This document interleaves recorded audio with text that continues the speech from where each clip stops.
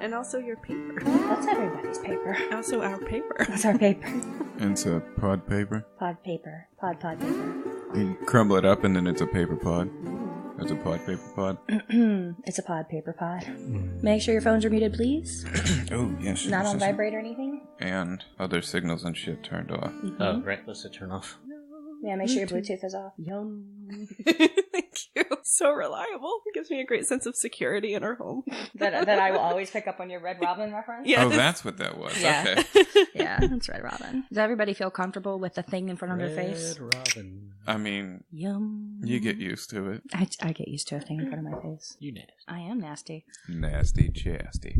Oh, I don't like that. I don't like chastity. Yeah, we don't like Nasty Chastity Chassie. or Brian. Yeah. Got it. Get a whiteboard so we can start listing the names we don't like. So, how's everybody feeling this morning? Gradually awake. Max looks like he's doing the homework right now, like trying to squeeze it in before class. No, I was doing that before and I got caught. Then I was looking at Twitter. Oh, Just then. anything going on Twitter? Not at the moment, no. My phone is reminding Nothing me of that I note. have German in 30 minutes. Du hast dann bald Deutsch in halbe Stunde. Yeah? Yeah. Participating in conversations in a foreign language. Welcome to the podpodcvlcast, where we talk about life, love, learning, and libido, and share our journey through polyamory. I'm Max. Good buddy, come on back. Looks like we got ourselves a convoy. I'm Hannah. I'm Chasten. And I'm Eric. Over? Over and out, good buddy. Over and out? Yeah. Keep Wow. the shiny side up and the dirty side down. Wait, what does that mean? It means exactly what it sounds like. Oh. You keep the shiny side up and the dirty side down. What's the dirty side? The bottom. Of the truck? Yeah. Oh, Don't turn the truck over. okay. Why would you turn the truck over? It's Not on more of purpose, a, dummy. No, Oh, like have an accident. Yeah. Oh, a- it's like hey, be safe out there, good Yeah. guy. it's okay. a CB euphemism for handle yo shit. Oh, well, we're going to talk about handling our shit today. Not literally. Not literally. Hannah, can you just claim us, please? This is a podcast where we talk about love and relationships, sex and kink, and polyam issues, and whatever else comes up. While we talk about those things, we'll probably also touch on stuff like abuse and violence and mental health challenges. These can be difficult topics, so keep that in mind moving ahead.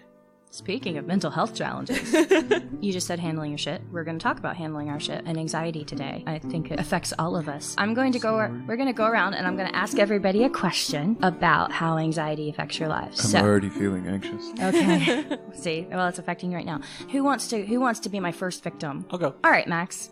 Yes. In your life, how has anxiety held you back and affected relationships? I'm ruled by anxiety in a way. You know that, what's the Albert Brooks movie, Defending Your Life, where, like, you have to prove that you lived without fear to move on to the next level? Oh, yeah. I love that movie. Like, I think about that constantly because fear, if fear and anxiety are essentially the same thing, is kind of like what rules my life and affects every relationship that I have because the anxiety of hurting someone or, and I'm going to use like quote fingers, being in trouble, like affects most decisions I make inside a relationship. And that's capital R and lowercase r relationships. Yeah.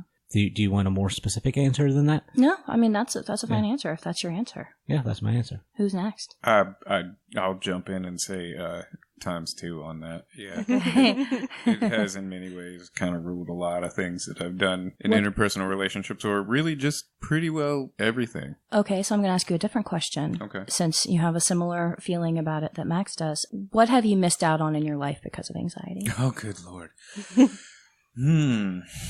That's a big one. I know. It's hard to say because the anxiety can be such that it's so isolating that I don't even know what I've missed out on because I'm like, no, I'm just gonna stay right here for a while. Hannah, how has anxiety affected your life and relationships? I'm going to say that from my perspective, I have been someone to push through and do the thing that caused me anxiety despite it. And, relationships, whatever challenges they might be. And that I thought that meant that I was overcoming it. But just in the last year or two, I've started to realize that I'm just been pushing those things like deeper and deeper and adding sort of a whole new set of coping behaviors over top of the anxiety. And so it's like, I feel like I'm putting out fires all the time. Like, I solved this thing. And then something pops up right in the edge of my field of vision. And I'm like, oh no, it's coming for me again. And that's been, since I was a little kid. Yeah. I think all of us have battled with anxiety all of our lives. What about you? Well, yeah, anxiety. So, I said in my previous episode that I'm autistic, and I didn't know until my 30s that was what was going on. But anxiety was something that I didn't have until I hit my teens. And then it hit me so hard that I just didn't want to leave my bedroom. And I had a really hard time just leaving the house. And I still have these thoughts. I still have these feelings, but I recognize where they're coming from now. Because when I was a kid, I didn't have any filters at all. And I was out loud all the time until I was about 10. And then puberty hit and I got boobs. All the chemicals happened. And then suddenly I was this anxious thing and I couldn't do anything. And I had no life skills and I was afraid of everything. And I've said this before, I couldn't order for myself in restaurants or go to the grocery store without crying or freaking out about it. And now I've recognized that anxiety has really been the driving force behind my possessiveness and jealousy issues in relationships.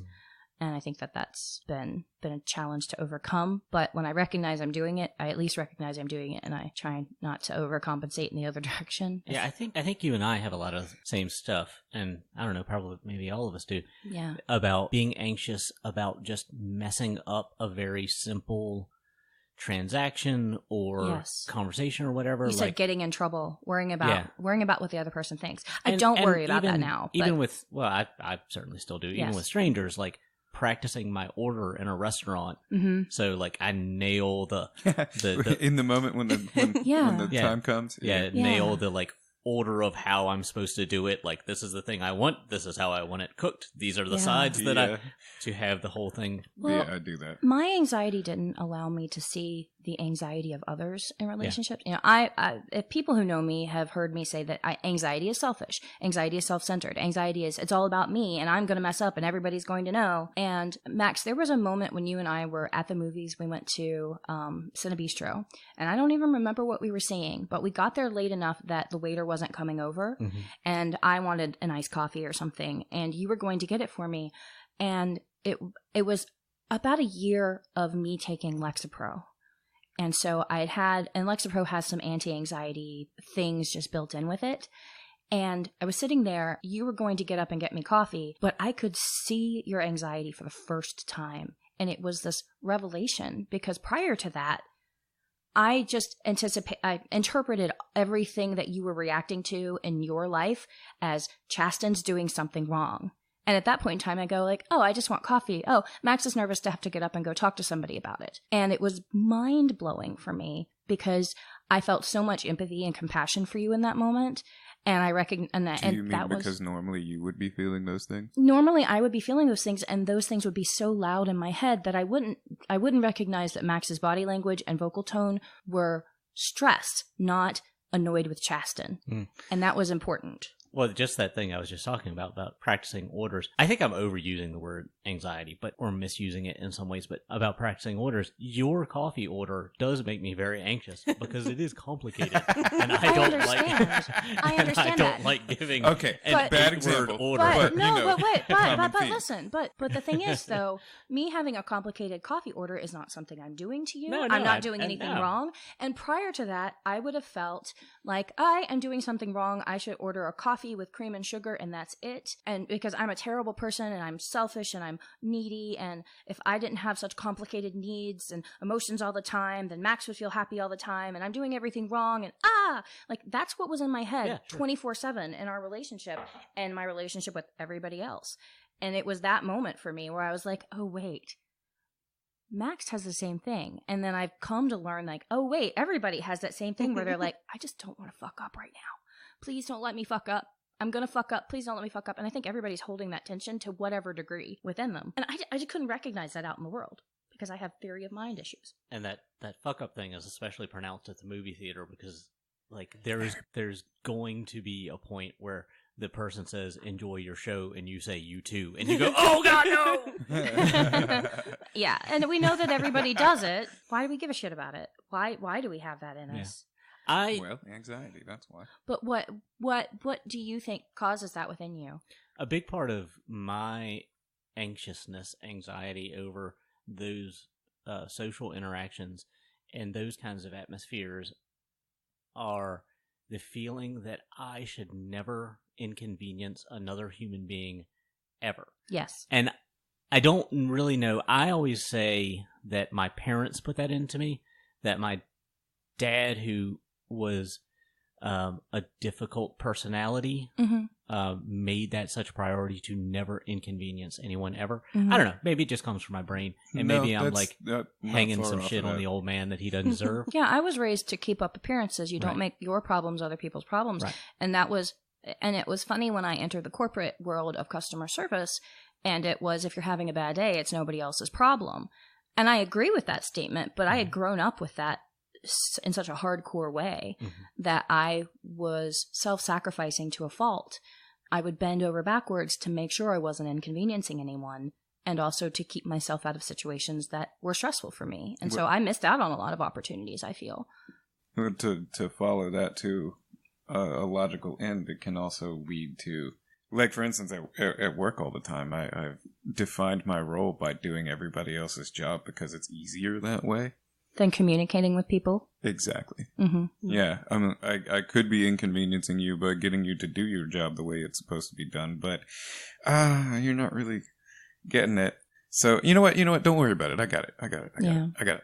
It's cool. I have that too. Let me just do it. I don't know that I have the words to explain it to you in a way that is going to help you do this thing that is not going to also frustrate me. Yeah. I don't have the patience right now to do that for you. I was definitely also just socialized to not inconvenience others, to be an easy person who could get along. Because we're ladies and we have to just be these Yes, perfect flowers available to I'm such everybody. a lady that I have the exact same thing. But weren't You we are a also lady. socialized into... Is it going too far to say we were socialized into capitalism, where it's like, if you haven't completely exhausted your personal resources, you don't get to make a request of others. You don't get to have needs unless you are personally completely depleted. Yeah, exactly. And, there are all kinds of little sayings. One of my favorites is, you can't serve from an empty well. I'm a very service-oriented person. It brings me joy in my life to do things for others and to give to others. But I recognize that comes from my history of trauma and abuse. I recognize that there was a point in time where my body or brain thought, I am going to die if I don't just make other people happy all the time. So that became this pattern of thought that was ingrained in me. And so all of my emotional responses to every situation everywhere were just anxiety. You're doing it wrong. And you know what? I was doing it wrong. But now I don't give a fuck if I do it wrong. If I do it wrong now, I'm like, okay, I made a mistake. And now I can move forward. Sometimes I need help in moving forward. For example, we recorded 2 episodes last week and something was wrong. I immediately thought it was something that I had done. It wasn't. It was a computer update. But I was crying about the fact that I had wasted our time. And all of you were telling me, no, we're just going to re-record and it'll be fine. And I needed to hear that from everybody. I needed that reassurance. And you all did such a great job of reassuring me. But that was my anxiety coming up. That was that, like, if I don't get it perfect, I am not a good and worthwhile person on this planet. Yeah. I don't know if it's such a function. I'm going to try to push it a little bit more towards talking about polyam issues and what have you. I don't know if it's a function of the people that we know who are in non-monogamous relationships, or just a function of the people we know are lefty liberal social justice warrior types, that it seems like everybody we know in the polyam circles are very open to talking about being anxious people, and maybe that means that someone who's in the polyam circles is more in touch with their own stuff, or, causation isn't necessarily correlation or the other way around. But what do you think about that? I agree that I think that because there's so much focus on communication, and communication requires you to take ownership of your feelings, and productive communication requires you to act in such a way that is not harmful to others, but also meeting your needs.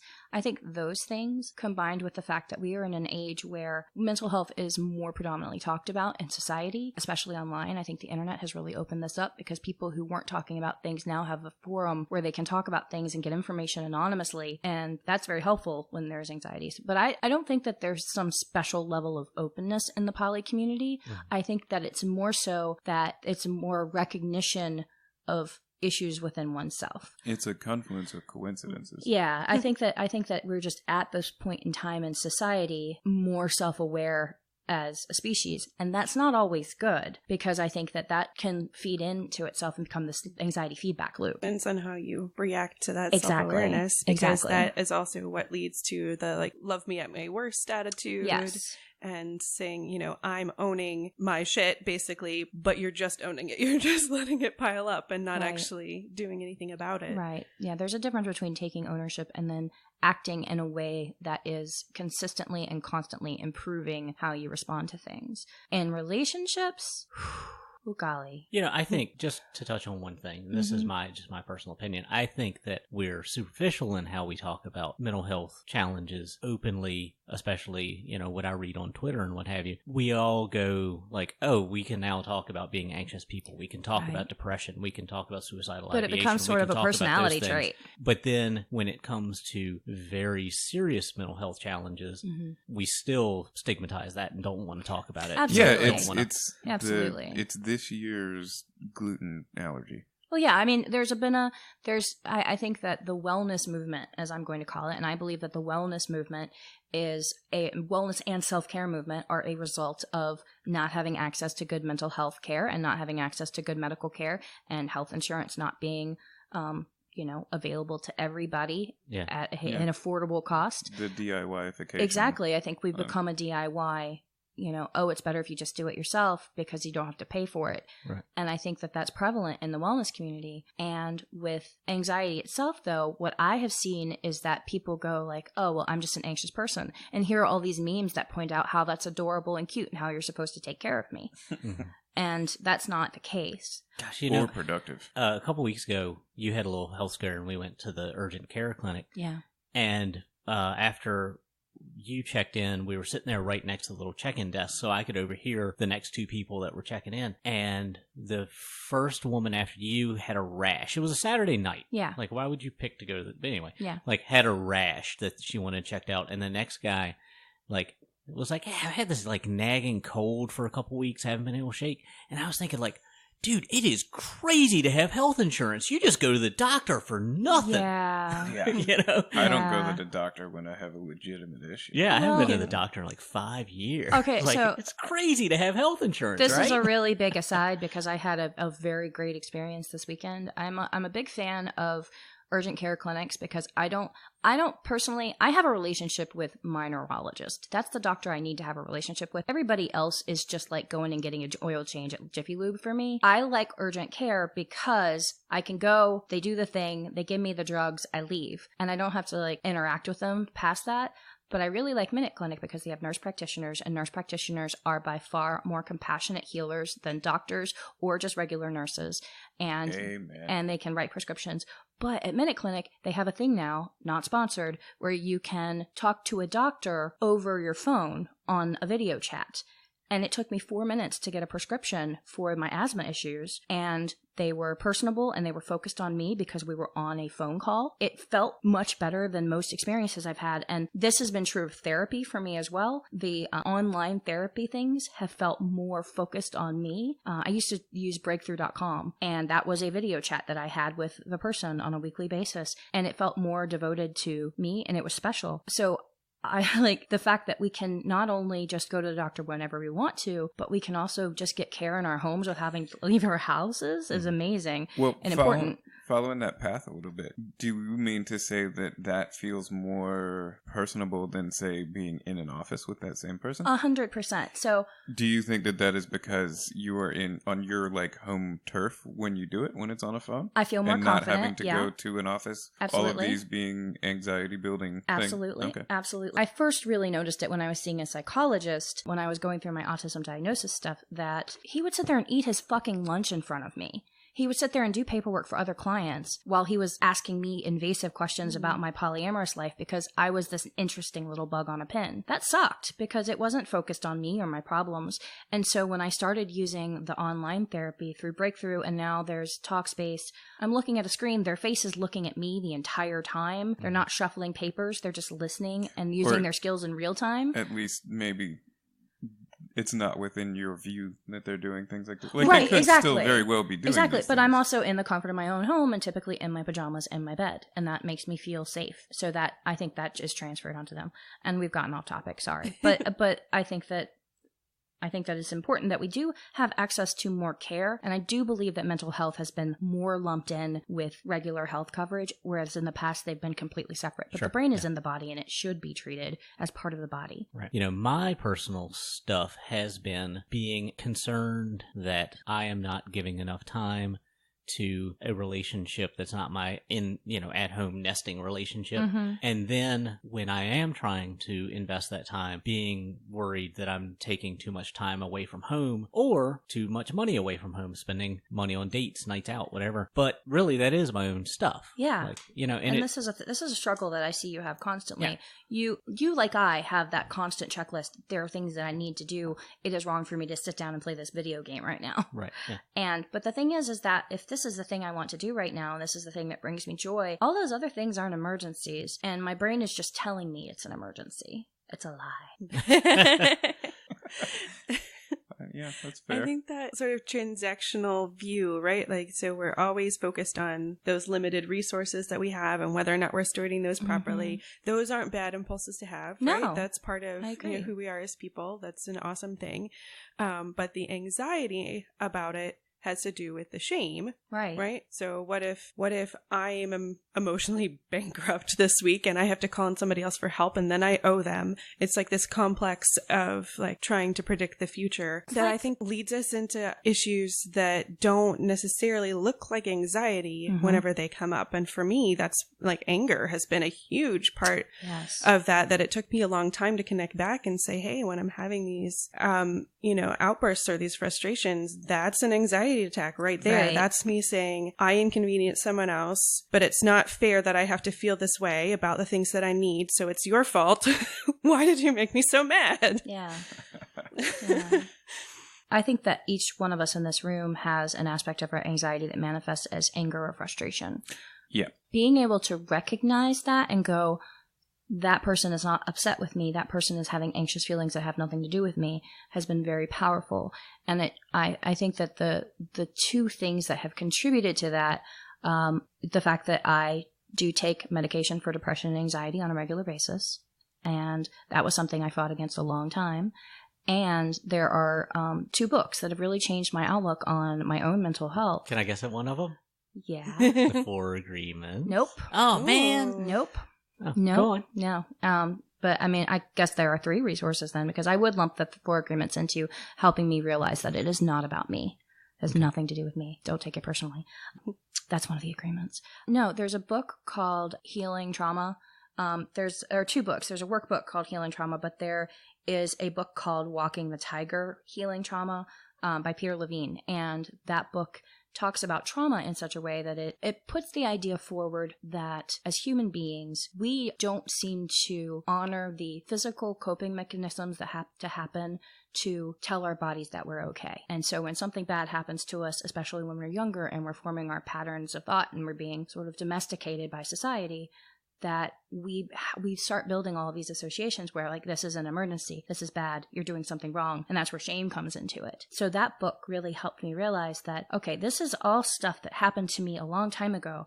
And all of those feelings of anxiety are not feelings about what is happening here now and the real situation that is here now, especially in relationships, because my trauma stuff comes from familial relationships. The other book is a book called How Emotions Are Made. That book puts forth a new idea about the theory of emotion. And I'm sure you've all heard this, that, the amygdala is the source of fear. And we're all just little animals who are living in the world full of anxiety because that rock could be a lion.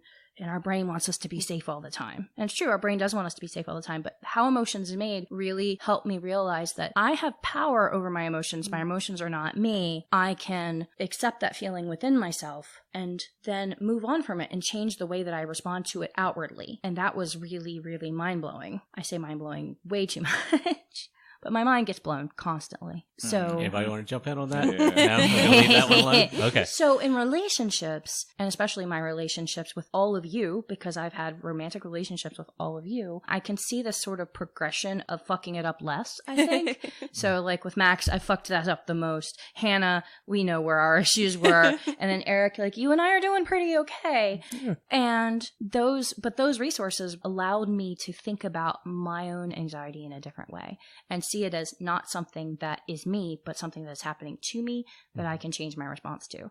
And we all talk about how feelings are valid.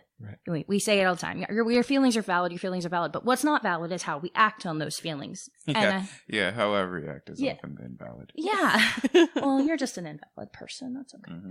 An invalid? No. Yes, I'm an invalid. No. I have many ailments and injuries. How's your knee this morning? It's better. Good. So well, you said something a minute ago about expressing anxiety as anger. And I have joked with you, and again, quote fingers, joked with you about being socialized as a young man that the only two acceptable emotions are joy and anger. Yeah. But there's a lot of truth in a joke. I really feel like that's, some toxic masculinity stuff that Absolutely. I grew up with is that like you aren't allowed to express anxiety or depression. You just get mad about it. Mm-hmm. And then, we all know how anger works. You're not really angry about the thing that you're angry about. You're angry about the other thing. And it's usually yourself, right? Yeah. It's usually, and sometimes anxiety can come from non-external forces. Sometimes it's just our stomach is a little bit upset and our brain doesn't know what's going on in our body, but our brain is going to manifest that as like, well, something's wrong, so everything is now wrong, everything is on fire. Yeah. Hannah said something about being raised to like not be an inconvenience. We were talking about not talking about that. And I mean, I think that's toxic femininity. Men are supposed to be loud and angry about stuff. Women are supposed to be quiet and docile and accepting, and we're supposed to just take it to please people.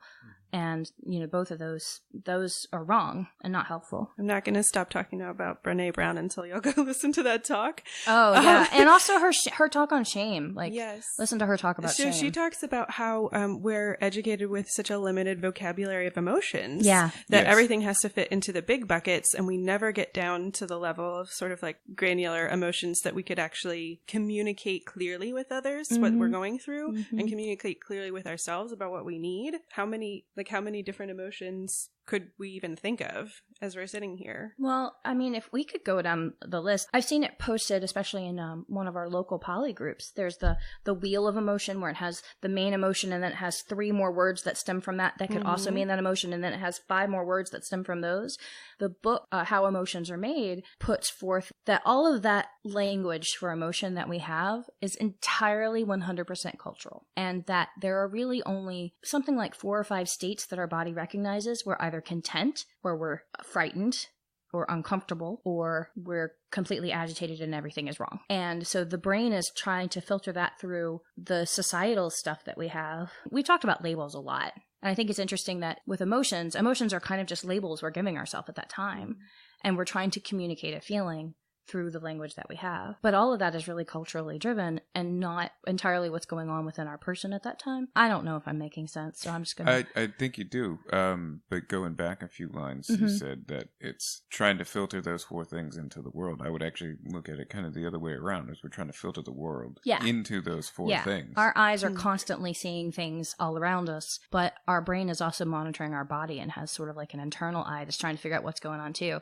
And I will always bring it back to stomach issues. I learned that's why there's so many neurons in the gut. Yeah, there are neurons in the gut and serotonin in the gut.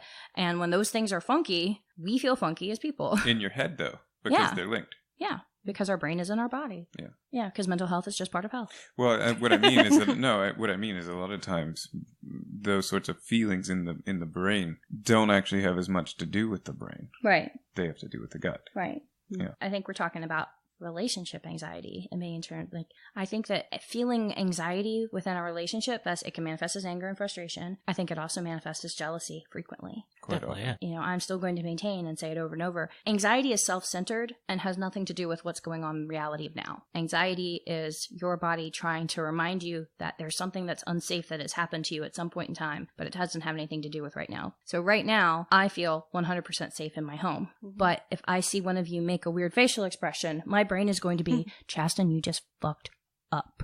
You did something wrong. You were bad at humanity. And that's a me thing. That's completely selfish and completely me. It's not about me. It could just be that Max has a burp. But just because it's happening to you doesn't mean that you shouldn't be supported in that moment. Right.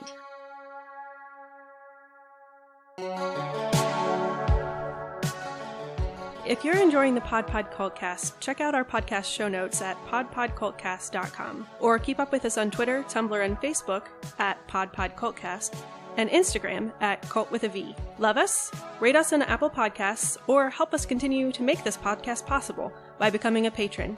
Head to patreon.com/podpodcvlcast. Remember, that's Cult with a V. Patrons get access to exclusive content like our Cultcast Media Club. This month, we're talking about Paris is Burning, the Vagina Bible, and the musician Lizzo. Thank you so much to our patrons, Jenny, Sydney, and Kate.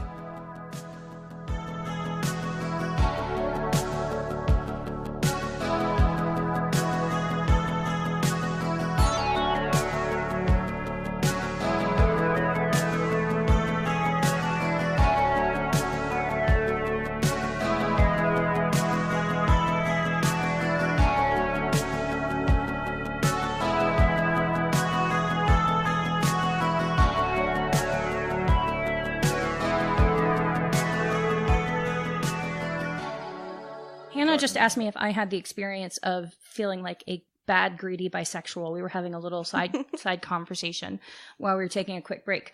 Yeah, I absolutely feel greedy for being attracted to all the things and wanting all the things all the time. But I also recognize that if I want the things all the time, I have to have conversations about consent with my existing partners. Eric, I would like to finger bang all the ladies. How do you feel about that? I wholeheartedly support that. Awesome. You know, the swinger couple that I talked about before that was like a door-opening experience, the woman in that couple was the first out bi person I knew. And I remember my dude friends who were also her dude friends at the time being like, well, if she's like really bi, like how can she be with just a dude? Like, you know, how can they, because they were talking about marriage at the time and stuff. And, you know, like the obvious answer is like, I like both tacos and pizza. But I can't but I'm not going to eat them both in the same night because my tummy will hurt. Right. For me, I go like, okay, so I just happen to like more than one gender I like genders other than mine and also mine. That doesn't mean I don't get to choose who I spend my time with. Just like when you choose a straight partner, when you choose of the same gender, when you're heterosexual, you choose somebody you want to spend your time with. That doesn't mean that you can't also be attracted to other people. So I don't really see the difference, but I think there is this implied greediness. If you want more than one thing, then you have to have it. Well, no, I don't. I'm a fucking adult who is going to be responsible in my relationships and not hurt people. But yeah, I've heard the trope that, you know, oh, bisexual people are cheaters and And I think that's so prevalent. That's really a criticism that comes from within queer culture, if you will. Yeah. That is like, you're not queer enough. You want to have fit in both worlds, and also you're polyam, so what is that? That's what, second wave feminism that still has all the turfs and stuff. I think we're at third wave feminism right now. Yeah, where sex work is okay because you're consenting to it, and you know, so are all the trans stuff and bi stuff and all that stuff. Yeah, I think we've gotten to a better place. Hopefully, well, we have gotten to a better place in our little facet of lefty society. And anxiety. Getting back on topic to the episode at hand. Yeah, before we get back to anxiety, I do want to take a few minutes to talk about our Patreon because we have some exciting stuff going on over there. If you have the means or the ability or just the interest in supporting our podcast so we can keep making episodes, we, one, appreciate you, and two, ask that you either share our Patreon or maybe consider supporting our Patreon. On Patreon, we have different levels and you can get some kind of cool stuff. My favorite level is if you support us with a $1 subscription, you become a shipmate, and that means that Max is going to send you some kind of weird shit. And clarify, you said shipmate, not shitmate, ship with a P.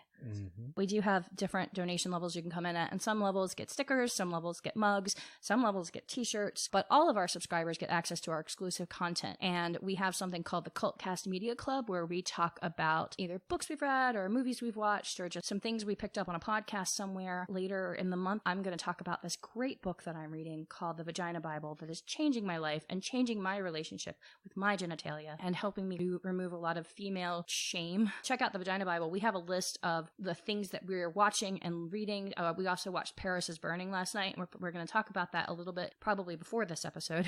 So it's already happened. You've already experienced it, but we'll have some exclusive content for our Patreon subscribers. So you get a little something extra because we appreciate you. So that's www.patreon.com/podpodcvlcast. Cult with a V. Back to anxiety. Hannah. Back to anxiety. Steer the ship. Oh, no. Now you made Hannah anxious. No, I'm anxious. I'm sorry. So we were talking about an article that we read early in the week from Polyamory for Us, but we'll post the link for that. It was posted earlier this summer by Chelsea Dagger. We were talking about owning your shit, but also using your resources, because none of us individually equipped. No man is an social island. Animals. Yes. Yeah. So using your resources includes therapy. But there are also some free resources that are great for emotional well-being. One of my favorites is an app called WISA. It's a cognitive behavioral coaching app. It actually does give you access to cognitive behavioral coaches, not therapists, but coaches who help you come up with a game plan and managing your emotions. But the best thing about it is that they have this adorable penguin that will tell you jokes and walk you through grounding exercises if you're having some kind of anxious feelings. And the app will also recommend, hey, like, I see you're really struggling. Maybe reach out to a professional therapist. Maybe this app is not doing enough for you right now. And it does have a little, kind of an emergency thing if you're in a crisis. I think that's a great app. The other app You can put that name in the show notes. Yeah, all this is going to be linked in the show notes. But the other thing that I think is a really great thing to do if you have anxiety and you're trying to work on it is there are mood trackers. The one that I like is Dailyo. It's an app where you can just click the things you did that day with just click a couple pictures and you say, like, I cleaned today and I saw 5 friends. But you can attach your mood to it, what medications you've taken, notes about the weather. So you can see how anxiety is affecting your life or other mental health conditions. And then you have something to go to your doctor or your mental health professional with and say, look, this is how it's affecting my life. I need help. I need direction. So I think that's really powerful to kind of have some data to walk in with. You're not just like, I feel anxious and I don't know why. Mm-hmm. It's like, I feel anxious in these situations. So that's really good. So those are 2 apps that I recommend. And the last thing I recommend, of course, is How Emotions Are Made, the book. Barrett Browning, I think, is her last name. Elizabeth Barrett? No, that's not right. That you wrote. Yeah, no. Anyway, but it's a book called How Emotions Are Made, and we'll link it in the show notes. So those are as a person who is trained in helping with people with crises as a coach, those are things that I push towards my clients all the time, and everybody seems to find a lot of benefit, and I use them in my life. Another resource, of course, is friends and community, because just like one person cannot meet all of your emotional needs and sustain you, a whole pod of people can't meet all your emotional needs and sustain you. None of you are meeting my emotional needs or sustaining. No. Do you have friends? I do have friends. Do you have a community that supports you? I do have friends. No. You have a friend. Eric. I have 2 friends. Who's your second friend? We've never heard of this friend. Oliver. Provide evidence. You're your own friend? Yeah. Well, I'm That glad you like sucks. yourself. Yes. Max, do you have friends? I have colleagues. I have colleagues. Okay. Counts. No, I have friends. Okay, cool. I have 3. I have 1 more than Eric. Ooh. So I'm Well, you've been in the game longer. because I'm old. Oh. No, because I isolate myself. Anyway, let's move on.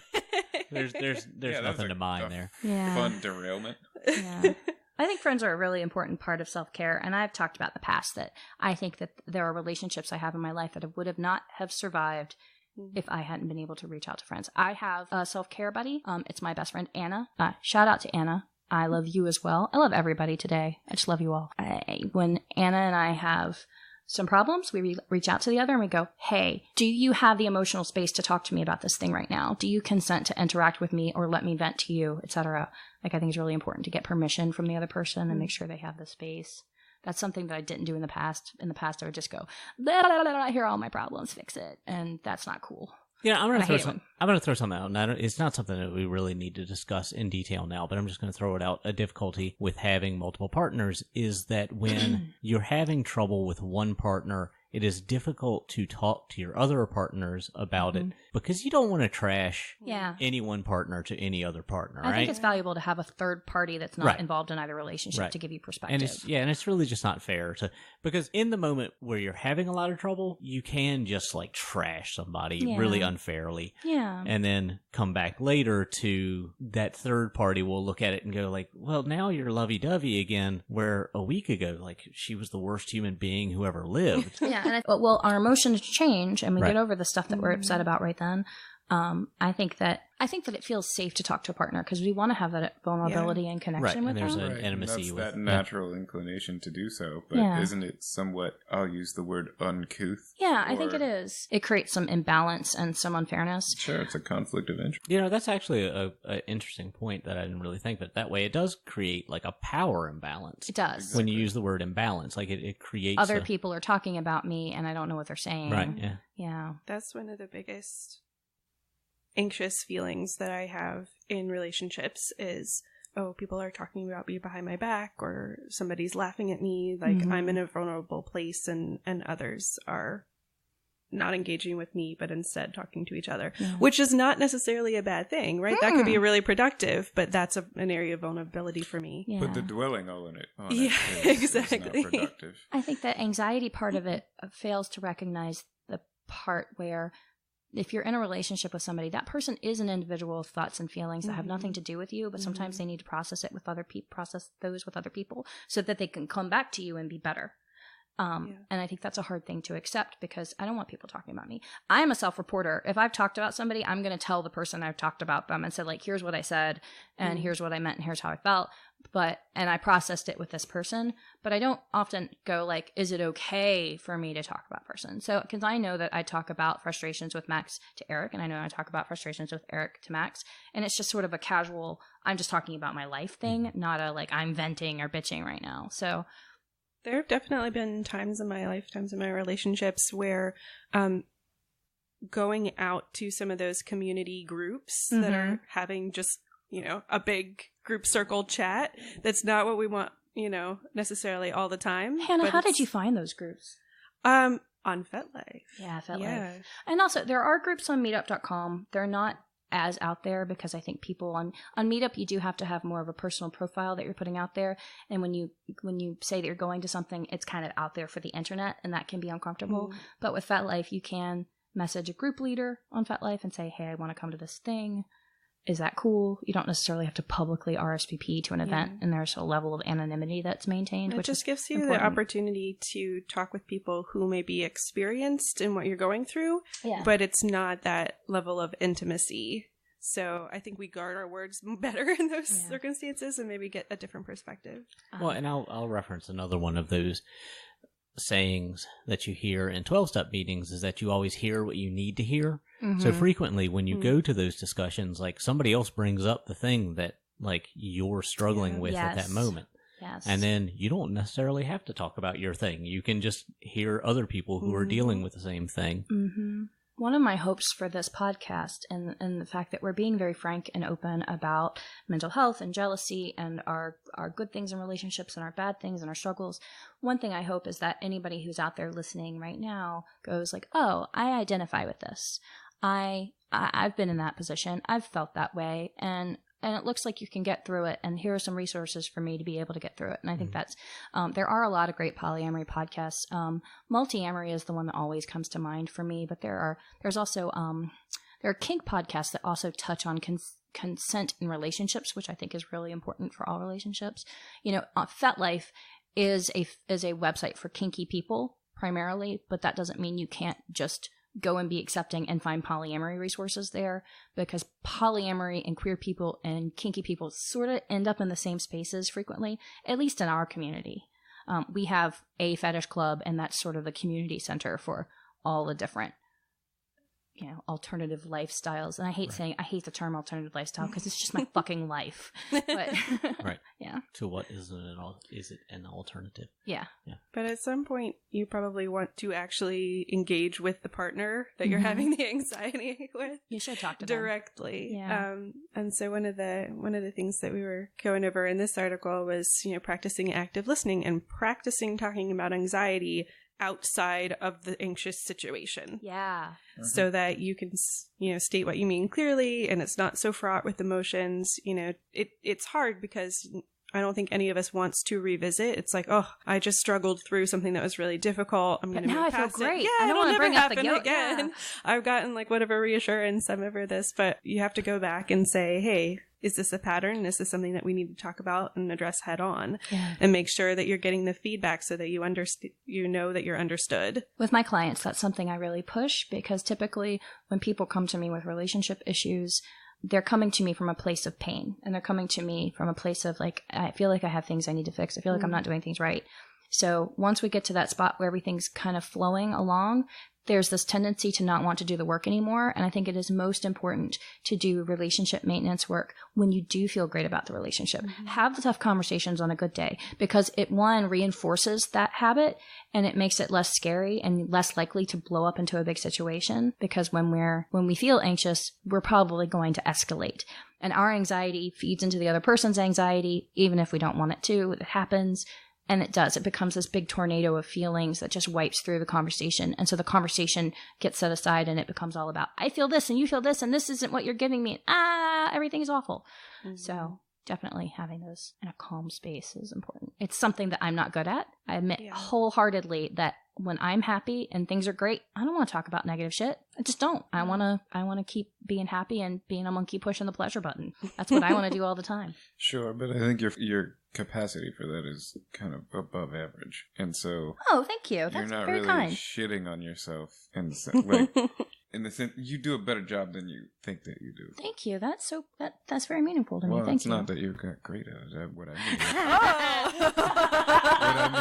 What I mean is that I think this is a thing that most people in society in general have a natural I don't want to do that, or they're not even aware of it at all. Yeah, I do the work all the time. I do a lot of the work. So I guess that we're aware, I finally built some good habits. Maybe I don't know. I think it's just good habits I've built for myself. Right. I don't feel like I'm any better than anybody else, but I appreciate that. That's something that you recognize in me. Well, it's Thank something you. that you actively put effort towards. Yeah, I do. Yeah. I tried not to suck, or I tried to suck. I don't know.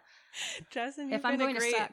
Model for me in stating your needs. That's you. something that I've really struggled with, and it's something that's so important to this part of using your resources is going back to that person and saying, what would help me right now is a hug or some time away or, you know, whatever the case may be. Well, and that came from learning that other people can't read my mind.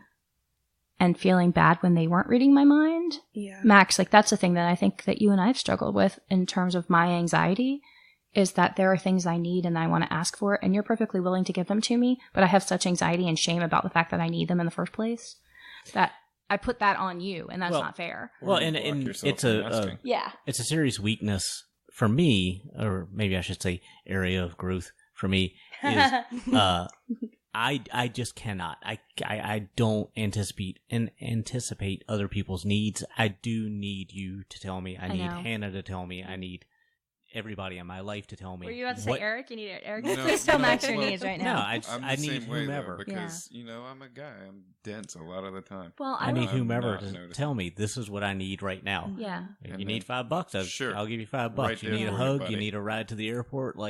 I'm perfectly willing. I'm just... there's some mental block that I can't anticipate that. Well, and I have a mental block about asking for it because because it's that very cultivated sense of not inconveniencing people. Max, like you said earlier, I don't want to inconvenience people and I don't want people to be mad or upset with me because I have a need. But I don't have any control over that and I need to let that go. Yeah. Yeah. That's a hard thing to do. God, yeah. Fuck. I think I curse the most on the podcast. I feel like I'm fulfilling everyone. I can up the game if you need it. I would mind. I would like it. Anyway. All right. Moving on. How are those conversations different between when you're addressing something head on with a partner versus like maybe we need to have a metamor conversation about what's going on and the anxiety we're having? You and I had a metamor conversation because I was having some anxiety, and the do you two mind if I share my thing? Is that cool? Go for it. Okay, so I live with Max and Hannah. We've lived together for 3 weeks now? This is a new thing. Hannah is my metamor. Max is my husband. And Hannah and I do not have a partnership. We have a very deep friendship, and we do have a romantic history, but that's a romantic history. So I have been struggling with feeling like I'm getting enough husband time with Max. And it's not that Max and I have anything special that we do. It just comes down to things like feeling like I'm getting equal time. But it wasn't a failure. I think it was more so just we haven't figured out how to navigate it. Yeah. Max, all our routines have been disrupted and everything. Yeah, we're still learning how to be around each other, and we're all very stubborn people with a certain way that we want to do things. But there are things that I need, that I haven't realized how much I valued in my relationship with Max. Is like I really value couch time and just like casual touch stuff. Touching my feet. That's the thing that Max does, is he touches my feet, and it helps with a pain disorder that I have because it's a distraction, but it's also like a little connection, and things like that are valuable. And Hannah, I've noticed the past couple of nights you've like hung out on the couch and sat next to Max and cuddled Max, but then you moved over to the other couch and you got like a blanket and got cozy and we watched a movie, and so we were all sort of in the same space, but I was getting that casual time that I don't have because Max and Hannah will spend the night together and do have a sexual relationship, and that's not something that Max and I do have. There are things where I was feeling like I'm not getting what I need, and I feel like Hannah's getting all this stuff, and I feel like I'm just living with this couple and surviving around their touchy-feeliness, which isn't true, but it's how it felt. So I had a heated conversation with Max about it, where I was like, I have feelings, and I think Max felt like, and then just correct me if I'm wrong, you felt like I was asking you to fix a thing, and it was more, and I wasn't asking you to fix a thing, I just needed to get the feelings out, but I know that's a struggle for you. Right, I always feel like I'm being asked to fix a thing. Yeah. And again, like, it doesn't have to be an emotion. It could be the back door is sticking, and if I just assume that means Max, go do that. Yeah. Hannah and I had a kind of a girls' night the other night. Max was out on a date with another person, and you can say her name. You don't have to. I'm just saying I cleared it. You can. Okay, good. You were out on a date with Lauren, spending some special quality time with Lauren, and Hannah and I hung out, and we had gnocchi and cheese, and it was super tasty. We did put vegetables in it, so it wasn't wholly unhealthy, but we drank wine, and we watched dumb stuff, and we talked about those issues, and I think we came to an agreement that, oh wait, we just have to tell Max what we need and want. We can't expect Max to initiate it ever. Yeah. And that's not bad. That's just what we need to do. If we want a thing, we have to ask for it. Yeah. I mean, it's been kind of a mantra. If you want something, you have to ask for it. But it's hard, man. It is hard. It's fucking hard. Yeah. Okay. Yeah, anyway, so that was that little story. So how are we dealing with anxiety in the moment? Because that was an awesome conversation that we had. We were in a totally relaxed, just hanging out. Yeah. How are you feeling about things in general? What could we do better? Yeah. But and crisis moments sucks. happen. Yeah. It sucks. So how are we managing our anxiety when we can't Max, step away? How do you manage your anxiety in the moment? I think you typically try to step away. Yeah, I was going to say I do that as well. Yeah. Yeah. Well, you were talking about that a few minutes ago, actually. Yeah, and it isn't a conscious choice. I'm not like being smart about how I'm handling my anxiety. It's just my body says like walk away right now. Yeah. Because generally it's going to escalate to a place of anger. Yeah. For me. So if I can just go piddle around with something physical, like that's a big thing, is to do something physical for me. Mm-hmm. You know, if sitting here I'm going to stew. Yeah. But if I just go work on something, clean something, move something. That's grounding. Whatever. You're grounding yourself. Yeah. You're bringing yourself back to the present. Yeah. Yeah. And I think that to be self-searching and honest, like I have not done a good job of working on things like anxiety, working on things about myself. I'm just getting older, you know, kind of mellowing out about a lot of stuff that caused conflict between you and I when we were younger. Yeah. You know. Well, and I think the fact that I manage my anxiety so much better now than I did in the past helps you. Yeah, definitely. Yeah. Eric, you were talking about like just stepping back when you feel anxious, just stepping away. Yeah, and that has a lot more to do with just any kind of relationships or anything, but just in general, everyday life. That's how I kind of need to process things.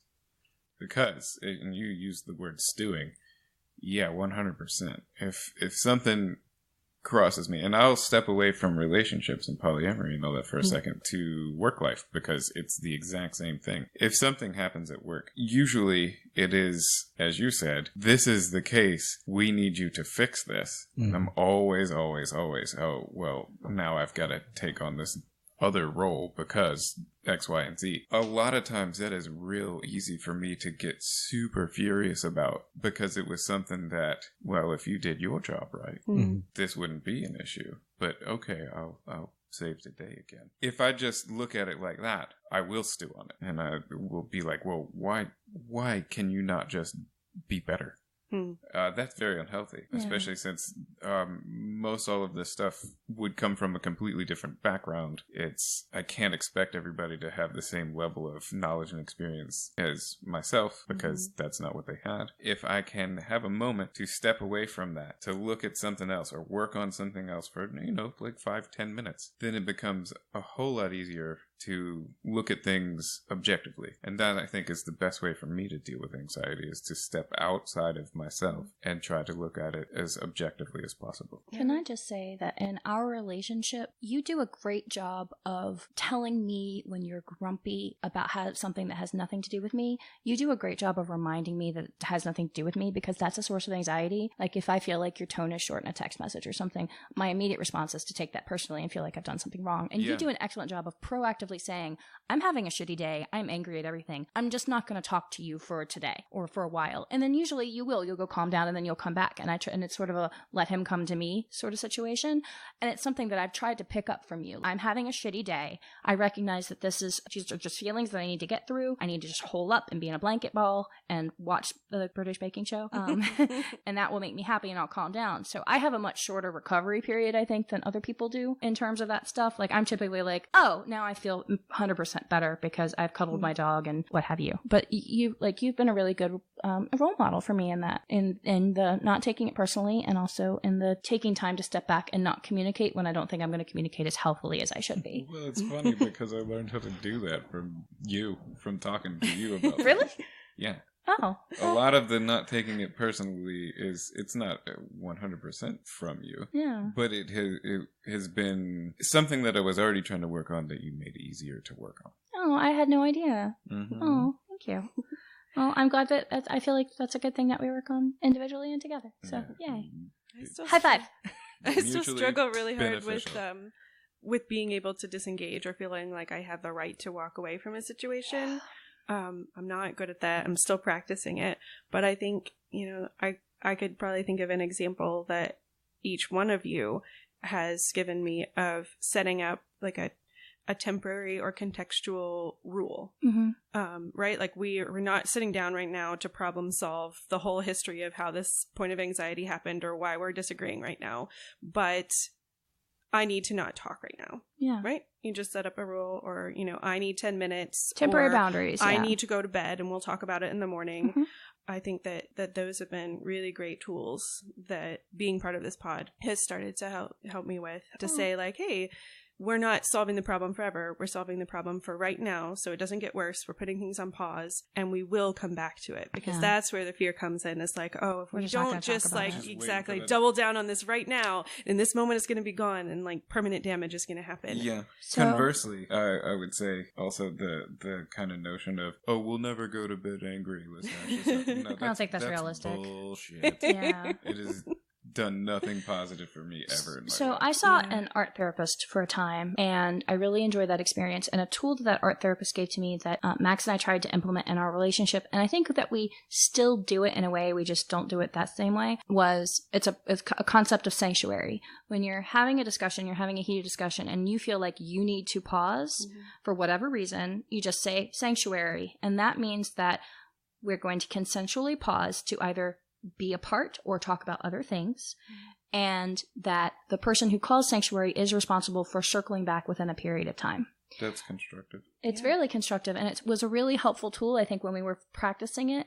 And I think it's now something that we've kind of built in. Max is much better about it than I am, because I'm a pursuer, and that comes from my anxiety. When we're having an upset situation and Max needs to go run away, which I absolutely understand because with my autism stuff, at certain upsets, I need to go hide in the bathroom. But when Max needs to run away, I see it as abandoning me because I have abandonment issues. And I want to pursue that, and I'll keep talking to him. And he knows that this is a thing that's going to happen, is I'm going to keep knocking on the door. And it's so terrible. But I think that Max has done a really good job at setting up boundaries for himself. You do a really good job with setting up those boundaries of like, I need to not talk about this right now. Like, Chasten, stop. You do that really well with me, and I appreciate that. And you know, I haven't even really thought about it, I guess, until you just mentioned it. But yeah, you don't pursue like you used to. You've really improved in that area. I'm trying. No, I mean, you really have, because it didn't really even occur to me. But, you know, there were times early in our marriage that you physically pursued as I was trying to, like, as my fight or flight was kicking in, I just wanted to get away from a situation.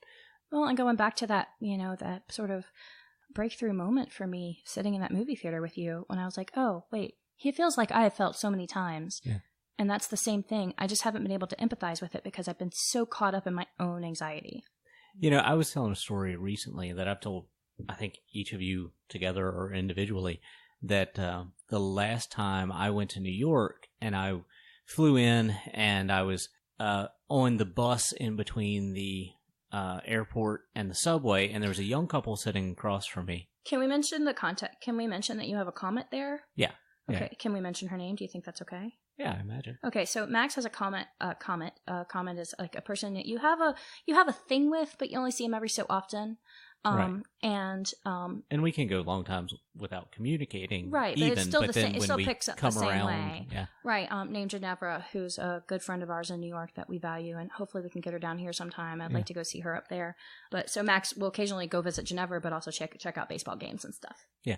So I was sitting on that bus you have to take in between the airport and the subway, and I was watching this young couple sitting across from me, and the young woman had everything about her body language and her facial expression was just panic. Just complete panic, and she was asking, New York will do that. asking questions of the, you know, presumably romantic partner that she was with. You know, are you sure we're on the right bus? Are we sure we're going the right place? Do we have everything? Do we leave something behind? Do we need? And I was sitting there watching them going, that's what I feel like inside all the time. Yeah. Like, how freeing must it be to be able to, like, express that? Like, I have to sit here and pretend like I'm not constantly panicked that I got on the wrong bus. Yeah. Would you say that something bad is going to you happen? embody both of those things, that inwardly you are her and outwardly you are him? Yeah, Yeah. kinda, yeah. I mean, and probably the boyfriend or whatever felt the same way. I saw a graphic. It was a meme on Facebook this morning, actually, about how high functioning anxiety and how, you know, if you're really chatty, it comes across as outgoing. You're outgoing, but really it's just I'm nervously talking. Yeah. And it was a list of those sorts of traits. It was a list of the positive thing that you probably are portraying in the world, and then the shitstorm that is going on inside of you while that is also happening. And we have, you know, of the people who are friends of our house that are sort of our ambassadors who talk to new people. Yeah. Like, we know that that's a lot of how they function in the world. Yeah. Is that chattiness to get over their own anxiety and sort of a fear of silence. Gosh, do I appreciate them, because heck yeah. I am such an introvert and I hate talking to people. I can, and I do it well. Yeah. But I hate it. I hate small talk. I love hosting parties because I can go, oh, I need to go check on that thing. Yeah, you have a great time. Wind everybody up and just let them go. Yeah, that's my job. I'm the underpants captain. To put a pin in it, as Max said, we'll put our show notes. We'll put resources in the show notes.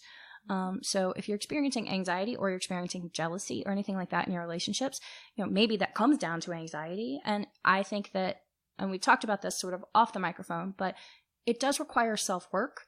It is absolutely okay to reach out for help, but if you reach out for help, make sure that that person has the energy to help you at that time by asking for their consent to help you. Definitely utilize resources. There are tons of apps and websites out there. Another website I've got to mention is 7 Cups of Tea, which is an active listening site. They don't provide any therapy or coaching, but what they do is they will listen if you just need to vent. I think journaling is also an excellent way to kind of get thoughts out before putting them out there. And then, so this is a concept that came from one of the local poly groups, and it's the concept of first draft thoughts. And if you're listening to this, you probably know and you probably know the person who brought this, because this person was very adamant about like suggesting first draft thoughts. But it's basically when you go into a conversation, set an expectation and say, hey, I haven't worked all this out for myself perfectly. This is a first draft of all this. This is a first draft of my feelings and stuff. I don't need you to fix it. I just need you to hear it. And I think that's a good, fun tool. And we also discussed the tool of sanctuary, taking the time you need when you need to step away. Did I miss anything? I was just resisting the urge to go, sanctuary! You didn't resist the urge because it just happened. I know. But earlier when you were talking about it, I was trying not to bust in with it. Okay. Do you need to do it again? Are you good? No, okay. he's good. So, I would just say that the work that I have done, and I think the work we've done collectively on managing anxiety and talking about it, has been some of the most productive to our relationships. Like this impacts so many areas, like way more than you would even expect would tie back. So it does. Yeah. If you can pick up a resource or two that gets you further down that path, it's an awesome feeling. And if you need some resources or need some help, I am a trained coach, so feel free to send us an email at thepod@podpodcvlcast.com. You can also contact us through our website. You can contact us through our Patreon. You can contact us through Facebook or Twitter. We're pretty much everywhere. We're even on Tumblr. Just reach out. If you have questions, we're happy to answer your questions, see what we can do. Did you say Tumblr? Yeah, we have a Tumblr. Surprise. Tumblr still exists? It does. So here's the I thing. thought not having porn killed Tumblr. Well, but there are still Halloween memes, and that's why I go to Tumblr. Sure. And you can still find the porn gifs that were on Tumblr. You just have to Google porn gif, and it will come up. Be careful what sites I really recommend the...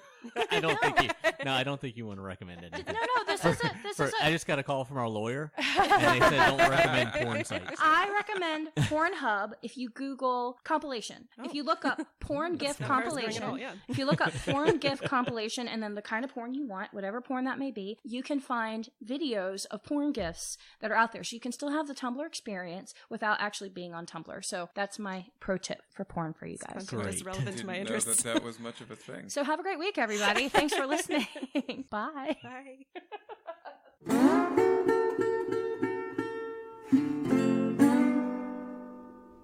You've just heard the Podpodcvlcast with your hosts, Max, Chasten, Hannah, and Eric. Our theme song is Spencer Blues by Lobo Loco. Our break music is by Gobberino. Subscribe to our podcast on iTunes, Stitcher, Google Play, or your favorite podcast destination. Thanks for listening.